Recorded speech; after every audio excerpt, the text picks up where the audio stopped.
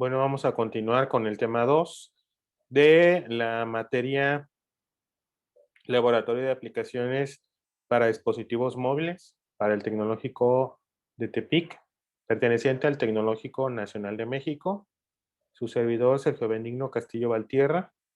Tema 2 decía evolución de los dispositivos móviles. Bueno, pues hay 5 generaciones.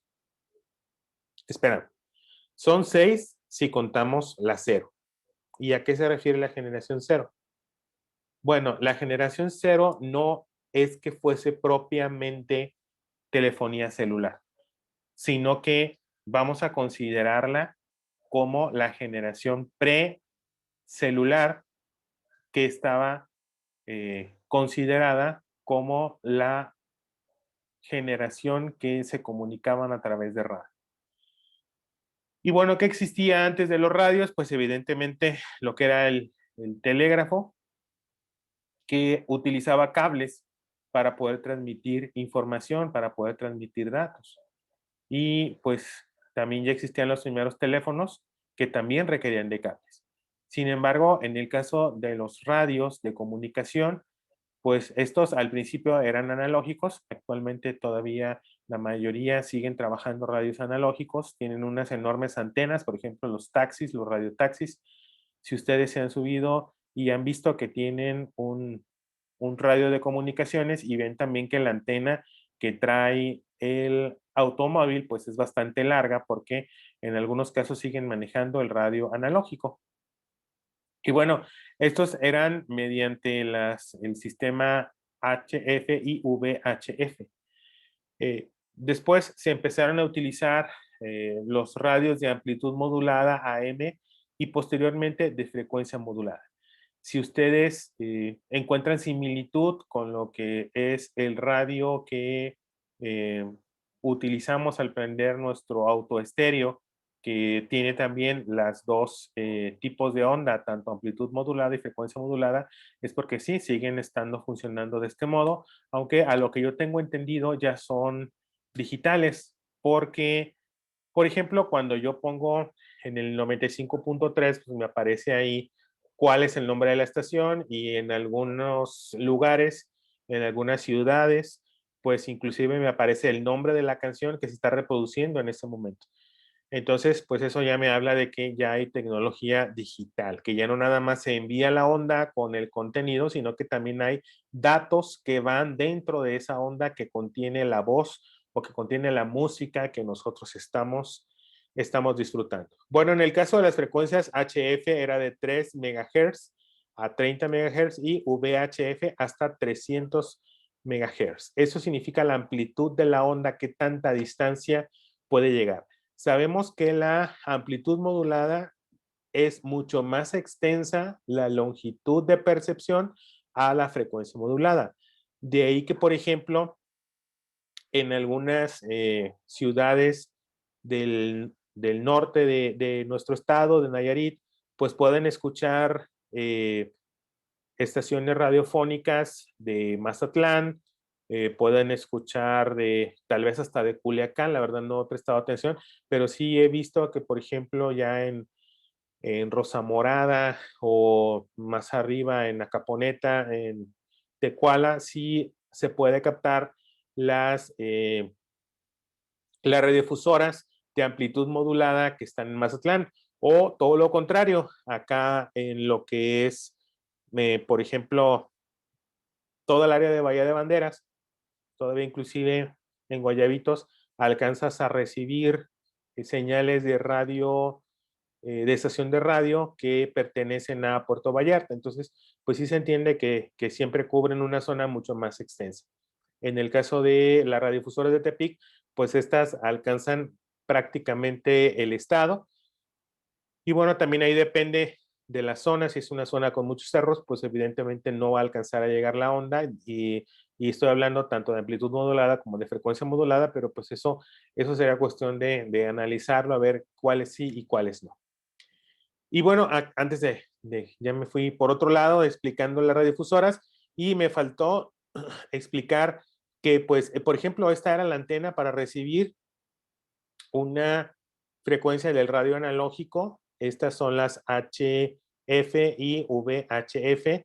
Y si te fijas, esta es la antena, la distancia pues era relativamente corta porque pues a final de cuentas no es que las ciudades fueran inmensas tampoco. Entonces pues se cubrían las necesidades, digámoslo así, de una ciudad, más no de una región o de una zona. Como por ejemplo, aquí si estamos hablando de que pudiéramos comunicarnos por radio, como lo hacen los que manejan tráiler, que se pueden comunicar a grandes distancias, inclusive de un estado a otro. Todavía alcanza a llegar ese tipo de comunicación. eh, y bueno, esta era la antena que nada más cubría un área muy pequeña y estos son los módulos que te formaban el sistema de radio. Como verás, pues es bastante grande. Dice aquí que eran enormes y pesados y que se llevaban en vehículos. Por ejemplo, este señor pues tiene cargando aquí lo que viene siendo pues toda esta electrónica para que funcionara su radio de comunicación, y algunos de ellos pues utilizaban un acumulador por separado para poder hacer que funcionara, o utilizaban el del coche, como es el caso de los radiotaxis actuales. Vemos aquí, por ejemplo, un auricular, y este soldado, que debe ser de la Segunda Guerra Mundial, dice que esto de aquí no es el radio, esto de aquí es solamente el auricular que utilizaba el soldado para comunicarse. Mira, aquí está la bocina, aquí está el micrófono, pero él sí, esto no es el radio. No es como el walkie-talkie que tú usabas cuando eras niño, o que en alguna vez viste que usaban en algunos lados, sino que esto es solamente el auricular, y estaba pegado, digámoslo así, a un soldado que era el que traía el verdadero radio a manera de mochila en la espalda. A principios de la Segunda Guerra Mundial, Motorola creó el equipo llamado Huntley Talkie, H12-16, que permitía contacto vía ondas de radio de hasta 60 kHz. Si te fijas, pues el aparato ya parece más un teléfono, pero obviamente sigue utilizando las ondas de radio para poder comunicarse, y estas ondas de radio es en half duplex, lo que significa que o hablas o escuchas, pero no pueden hablar los dos al mismo tiempo porque el sonido choca y no permite. O envía o recibe, pero una de dos solamente. De ahí que utilizaran la palabra cambio para indicar que ya habían terminado de hablar. La primera generación, ya desde el punto de vista de los celulares, se considera en la década de los 80. No hay una literatura fiable que nos diga que son a partir de tal fecha, ya que, por ejemplo, pues hay varios países que utilizaban diferentes tecnologías, y bueno, entre ellos fue que empezaron a desarrollar la tecnología de la primera generación. Dice que ya podían ser trasladados por una persona, a diferencia de los radios, que si ustedes se fijan, pues prácticamente tenías que tenerlos en un coche para poder llevarlos. Bueno, el de Motorola, pues en sí, esto era la pila o acumulador más el sistema de electrónica para la comunicación, ¿no? Pero de cualquier manera, pues seguían siendo grandes. Es como si trajéramos un videoproyector, como si trajéramos, pues, no sé, un PlayStation grande cargándolo, ¿no? Eso, y aquí ya consideramos que se podía ser trasladado por una persona, y que ya entra el concepto de los móviles en cuanto a la generación 1. Se desarrollaron tecnologías de telefonía móvil tales como AMPS y TACS, que es como la que ahorita manejamos, que es LTE, que se refiere a la onda que estaba manejando, la forma de la onda, etcétera, el tipo de antenas que estaban manejando. Son las tecnologías de comunicación. Este señor es Marty Cooper, y él fue el creador del Motorola Dynatac en el año 83. Y si te fijas, pues es bastante grande el teléfono. Fíjate cómo su mano apenas si lo abarca, y esos son ejemplos de teléfonos que aparecieron en la primera generación. ¿Y cuánto medía de altura el Dynatac? De altura, estamos hablando de altura. Medía 33 centímetros.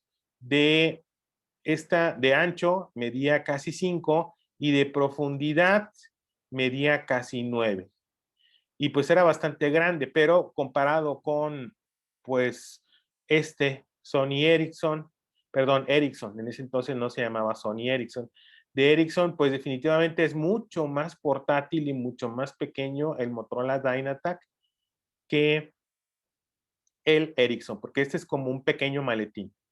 Y bueno, se nota que aunque sea un pequeño maletín, a final de cuentas se nota que es mucho más nuevo el diseño porque aquí ya vemos que contiene una pantalla, inclusive tiene una bocina que significa que funcionaba con altavoz.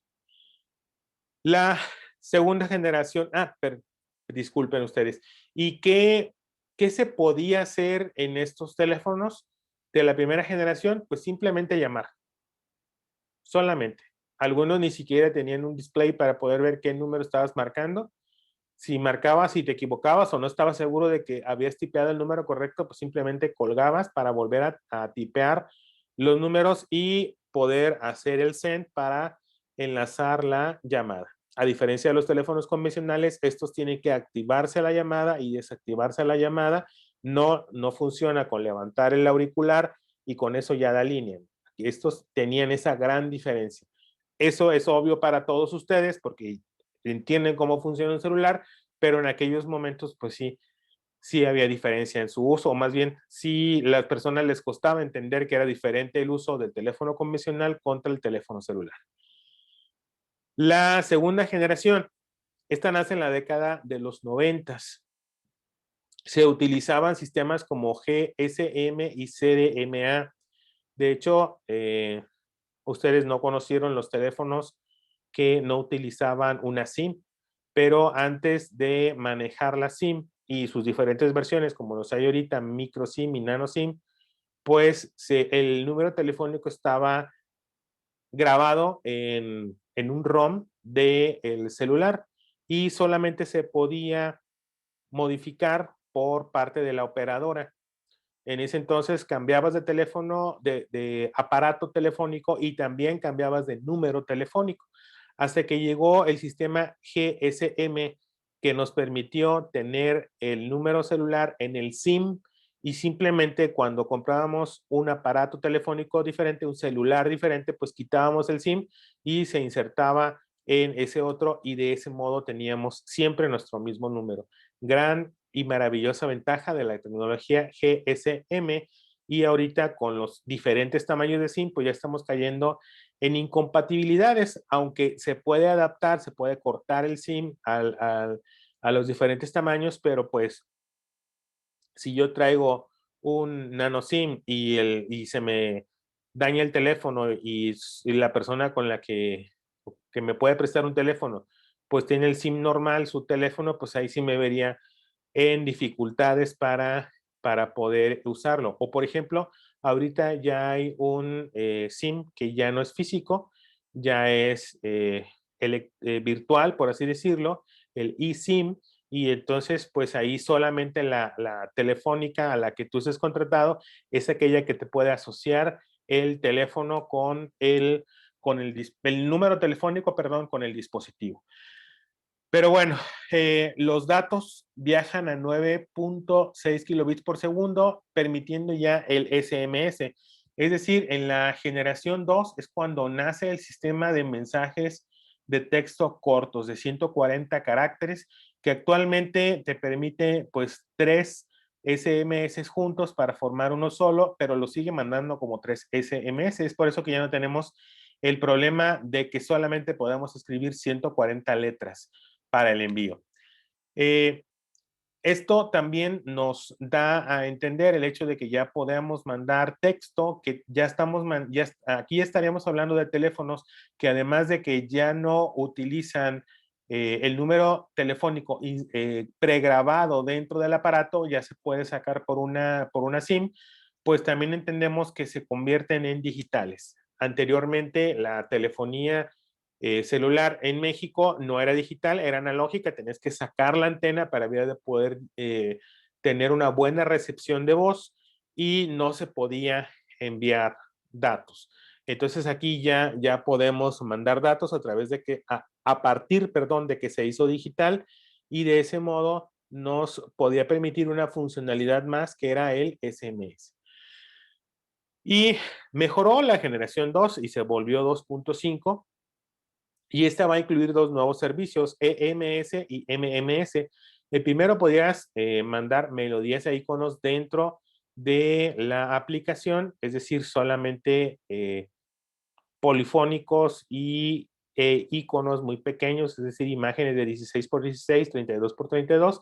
Y en el MMS, pues ya podías mandar mensajería multimedia que incluía video, que incluía sonido en formato diferente al de polifónico. Por ejemplo, pues ya eran sonidos WAV o eran sonidos MP3, y también evidentemente podías mandar imágenes, ya no nada más iconos, sino ya fotografías, por así decirlo.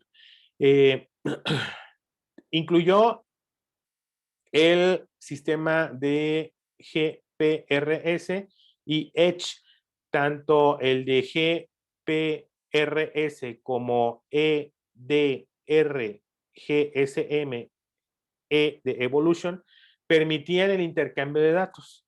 No soportaba streaming, es decir, ¿podías ver video en tu celular 2.5? Sí, pero los podías ver a través de Wi-Fi, no a través de un plan de datos.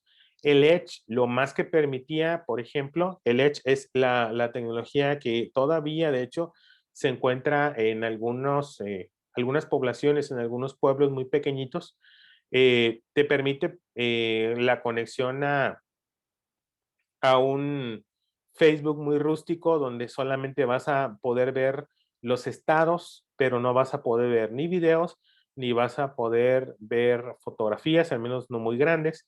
Y digo que todavía la tecnología Edge está presente en algunas poblaciones muy pequeñas, porque, por ejemplo, hay un poblado que se llama San Sebastián del Oeste, que toma la carretera a Talpa desde Vallarta, y es un pueblo de los que llaman pueblos mágicos, es un pueblo muy bonito. Y todavía la última vez que lo visité, hace como unos, que será como unos 4 años, me aparecía con una E en lugar de la H, que es el 3, la tercera generación, o un 4, que es la cuarta generación. Me aparecía una E, que es la 2.5, o 2.75, que algunos también consideran que se construyó. Y esto me da la idea de que es solamente Edge lo que tengo. Entonces, no voy a poder ver videos, pero desde el punto de vista de plan de datos, pero sí existía a través de Wi-Fi.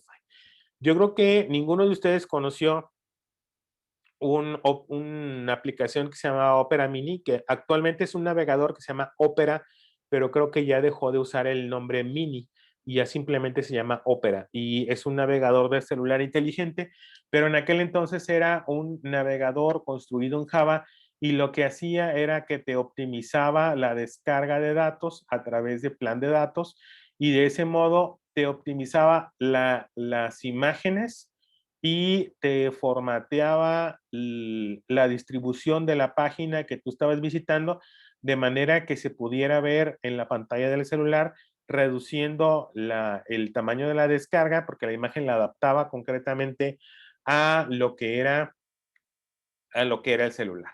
Bueno, aquí estamos viendo los tipos de celulares para que entendamos qué onda con ellos, y tenemos que los celulares 2G tenemos tanto su variante como un celular analógico que todavía tenía su antena retráctil que tenías que extender para poder escuchar bien, y hacerla retráctil, es decir, ocultarla para pues guardarlo cómodamente en tu bolsillo o en tu mochila. Y tienes este cacahuatito que ya trae, ya no tiene una antena, al menos no física, sino que su antena es digital, por lo que ya está dentro del celular.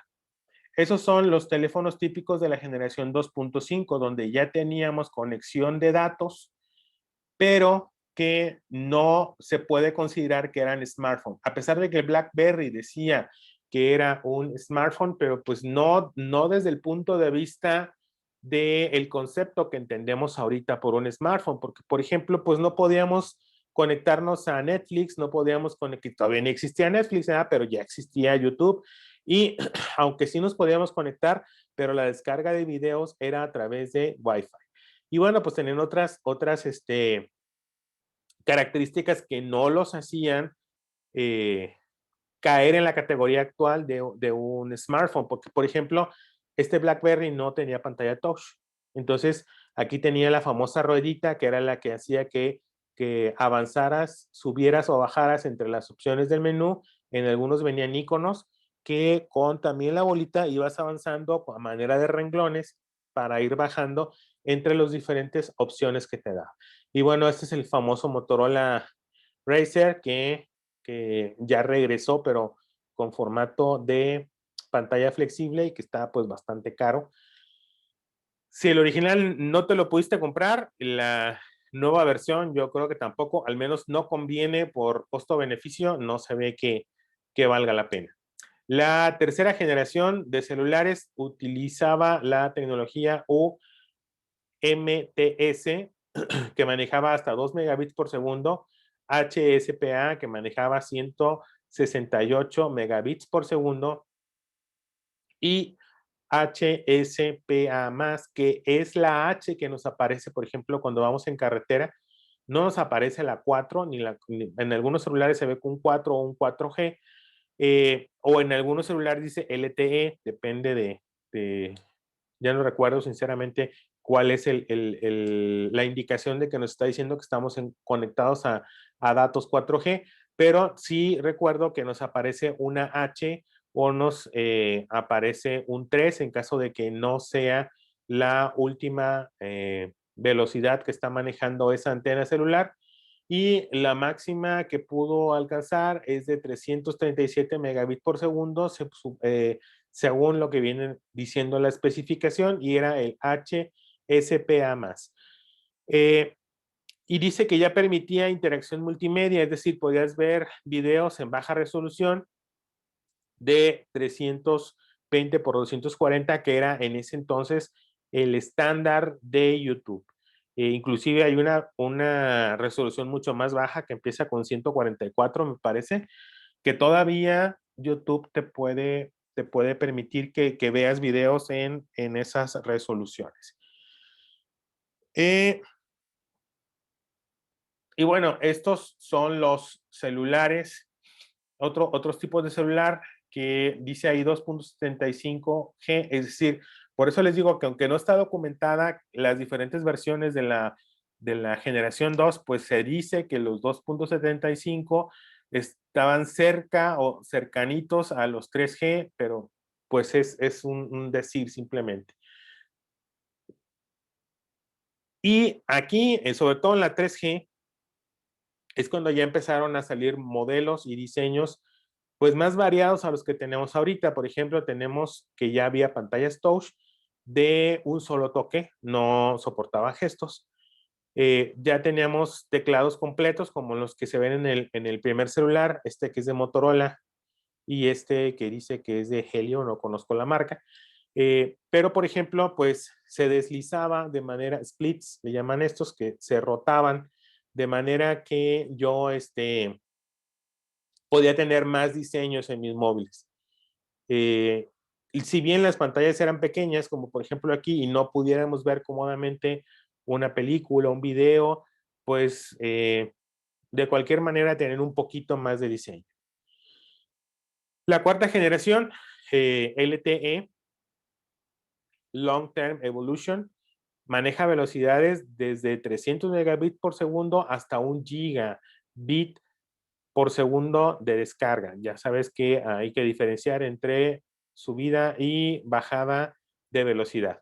Y bueno, el uso completo de la computación en nube, que entendemos por computación en nube las aplicaciones y contenidos que no se encuentran precargados en nuestro celular. Por ejemplo, si yo quiero ver en Netflix una serie, pues entiendo que no está el video guardado en mi celular, sino que está el video pues descargado desde el streaming de la nube. Televisión de alta definición, como es el IPTV, que ese concepto me gustaría después comentarlo con ustedes, etcétera.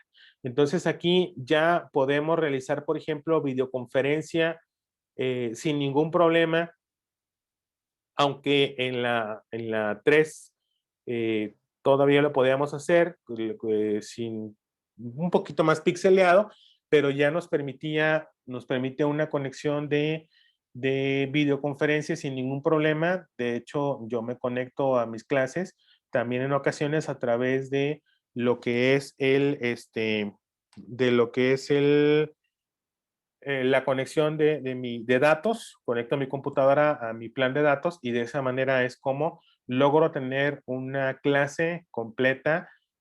Pues obviamente el costo de megabits que me consume de los datos pues es grande, pero sí se puede tener el uso completo de computación en nube en la cuarta generación en la que estamos trabajando. Bueno, y depende de la telefónica con la que estés, porque también ya está la 4.5, es decir, LTE-A, que es como se le llama la gigaret, y Telcel, y por ejemplo, me parece que eh, AT&T también la tiene Megacable. Entonces, pues sí, sí hay una gran diferencia en la comunicación. Aquí ya podemos tener sin ningún problema la descarga de streaming, también de subida de datos, también ya me permite mejor. La videoconferencia ya se lleva a cabo sin ningún problema. Sí es una mayor velocidad porque ya estamos llegando al gigabit de transferencia.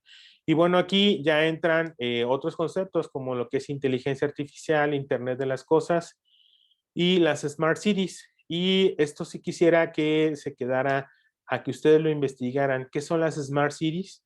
¿Y qué es el Internet de las cosas? ¿Y qué hay de referencia con la inteligencia artificial? Que pues por ahí al momento de que yo di mi video anterior ya comenté acerca de los smart glasses y cómo pues tú estás viendo la realidad aumentada y sabemos que la realidad aumentada tiene que ver con el posicionamiento de latitud-longitud para que puedas determinar dónde te encuentras y o requiere el reconocimiento de un objeto o de una imagen. Entonces ahí va la inteligencia artificial para poder tener el concepto de Internet de las cosas y de ese modo puedas, perdón, de Internet de las cosas no, de la realidad aumentada y puedes descargar la información de lo que quieres aumentar, es decir, de la data que quieres descargar de lo que estás viendo en ese momento. Entonces, bueno, necesito que investiguen acerca de de estos conceptos y si gustan lo comentan aquí mismo en el video o si no lo vemos en clase. Los tipos de celulares de la 4G y de la 4.5 serían pues así, aburridos, simples, una pantalla y estos más bien pertenecen prácticamente a finales de la 3, ya no tanto a la 4.5 donde ya son de pantalla completa, ya no tienen ningún botón al frente ni tienen prácticamente, inclusive algunos tienen una cámara pop-up que aparece, se sale de la parte superior del celular, toma la foto y se vuelve a guardar. La quinta generación ya está liberada, pero aún falta masificarla. Va a manejar velocidades de descarga mínimas de 20 gigabits por segundo, la máxima todavía no se define, y 10 gigabits por segundo de subida. La idea es que haya autonomía de las cosas, como los coches inteligentes que se manejan solos, y evidentemente el coche debe de saber qué tan cerca está la esquina, porque a través de GPS yo puedo de medio determinar la ubicación de mi coche, pero él también tiene que darse cuenta si el semáforo está en, en rojo o si es una zona que esté cerca a un hospital y deba bajar velocidad, qué tan cerca va de otro coche, si hay una calle cerrada, también tiene que saberlo. Y bueno, eso tiene que ver con el concepto de las Smart Cities. Y también, es decir, no se manejan tan solos como uno pensaría, sino que todo el tiempo están intercambiando información con la Smart City y y en algunos casos, el coche es autónomo, sí, y reconoce o tiene ciertas rutas trazadas, pero al 100% pues no son coches inteligentes. El concepto total de Internet de las Cosas también ya tiene que ver con la quinta generación. Vamos a ver los sistemas operativos móviles y son iOS de Apple, Android, Windows, BlackBerry, Symbian, Web OS y Palm OS. No dice huevos, dice Web OS. Y bueno, de una forma muy rápida, nada más para saber que existen iOS. Su versión actual es la 14, que fue en septiembre del 2020, la liberación. Su año de salida es el 2007, es de Apple. Y esos son sus lenguajes de programación: Cocoa Touch, Swift y WatchKit. Los dispositivos, pues los iPhone, los iPad, la cajita de TV que maneja, los Watch, y pues cada dispositivo tiene sus límites de sus funcionalidades dependiendo de a qué dispositivo nos estemos refiriendo. Android, su versión actual es la 11, que salió en septiembre del 2020, curiosamente en el mismo año que su primo, el iOS, y tanto Android como iOS están basados en Unix, es decir, Android es un Linux y iOS es de Apple, es un BSD, así que son parientes directos, digámoslo así, primos. Y bueno, se salió su año de salida es en el 2005, el propietario es Google. El desarrollo es con el SDK de Android, que actualmente maneja ya sea Java, todavía soporta Java como lenguaje de programación, o ya sea Kotlin. En dispositivos celulares, en relojes inteligentes, en cajitas de TV, en tabletas, inclusive en proyectores, inclusive también en, en, en radios de coche. He visto que en las pantallas de los radios que tienen, bueno, del sistema multimedia prácticamente, también ahí están. Bueno, pues ya vamos a empezar con los que ya no están con nosotros, que fue Windows Phone, que la última versión se siguió llamando Windows 10, que salió en el 2005. Esa fue la última liberación, ya no se produce, ya no le interesa a Microsoft seguir en el mercado de celulares, pero existió a nivel de 10, nada más se llamó Windows 10. Evidentemente era compilado especialmente para dispositivos pequeños. Versión anterior fue Windows Phone 8.1 y inferiores a esa pues fue el 8, el 7, etcétera. Y hubo de la versión 5, perdón, 6.5 o inferiores, se llamó Mobile. Entonces fue cambiando también de nombre, fue cambiando de versión, hasta que simplemente Microsoft se dio cuenta que ya no podía competir. Empezó tarde porque empezó en el año 2010 a producirlos, así que pues no duró más que, la última liberación fue en el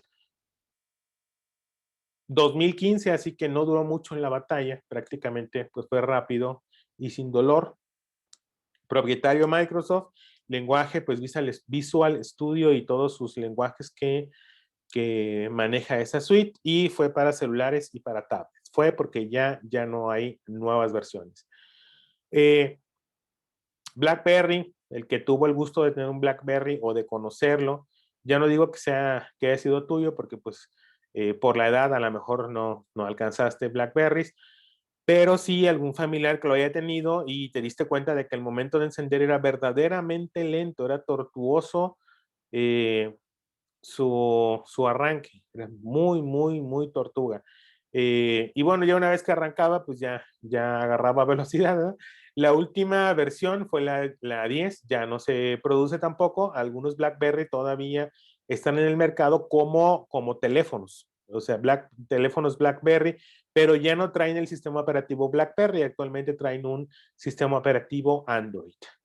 Y el propietario puse ahí que es BlackBerry, pero realmente se llamaba Research in Motion.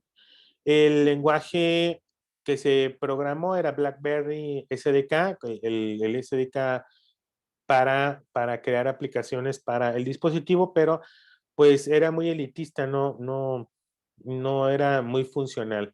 Los dispositivos pues eran tabletas que salieron una o dos tabletas de BlackBerry y pues todos los celulares que sacó la marca también estaban programados en el lenguaje BlackBerry. Symbian, quien haya jugado con un teléfono antiguito de esos que tenían el famoso juego de la serpiente que iba comiendo puntos e iba creciendo, pues tuvieron en su mano un teléfono Symbian. La versión actual que ya no avanza, que ya se quedó ahí estancado, en la 10.1, año de salida en el 97, tal cual Symbian, anterior a eso pues era un sistema puesto en firmware y no tenía nombre, básicamente. El lenguaje sigue siendo un Symbian, que es un lenguaje de microcódigo, concretamente, solo salió para dispositivos celulares, y el problema con Symbian era muy rápido, porque estaba guardado en un ROM. El problema era precisamente eso, que como era guardado en un ROM, no se podía actualizar. Actualmente, pues tenemos ROM, sí, pero son electrónicamente, perdón, se pueden modificar como si fuesen una especie como de memoria secundaria. Las memorias USB que tenemos también son memoria ROM, pero que son a través de ya procesos muy fáciles, se pueden modificar y ya no necesariamente guardan la información y no se puede borrar.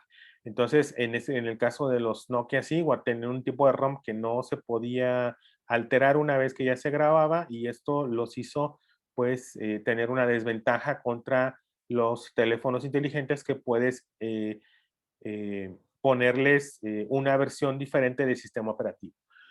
WebOS y PalmOS también es un Linux, tienen un kernel de Linux. Todavía está la versión 3 en algunas Smart TVs.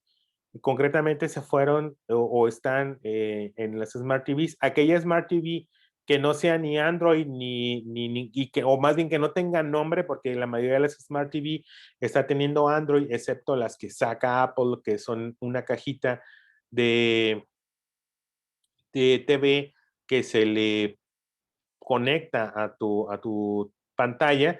Las Smart TV, la mayoría de las que tenemos ahorita en el mercado, que te digo que no tienen un nombre de sistema operativo, son WebOS. Así que pues todavía está funcional, todavía está vivo, digámoslo así, ya está terminando su ciclo de vida, porque casi nadie desarrolla para WebOS, por lo que la Smart TV que tú compras va a ser muy poco probable que logres actualizar las aplicaciones que ya trae precargadas, y además de eso no la vas a poder, es casi seguro que no puedas instalarle la aplicación que tú quieras, sino la que traiga su tienda de aplicaciones, que pues va a ser un poquito precaria, ¿no? Porque no va a tener la cantidad de aplicaciones que puede tener una Smart TV de Android o de Apple. Su lenguaje de programación, según lo que comentan, era HTML, que la verdad a mí no me tocó programar para eso, ni siquiera ver un código que tuviera que ver con eso. Y bueno, Palm perdón, HP fue el que compró Palm, y a su vez HP fue el que sacó el WebOS. Decían que existía una versión de Linux de WebOS para computadoras, pero también ya se hizo como Chrome Linux, que también ya no libera versiones, distribuciones más bien de su sistema, más que para las máquinas Chrome. Pues muchísimas gracias por su atención. Con esto terminamos este video. Les pido por favor que instalen Android Studio y lo dejen listo y funcional, porque ahora sí ya nos vamos a ir a lo que es la programación y a conocer el entorno en el siguiente video de Android Studio.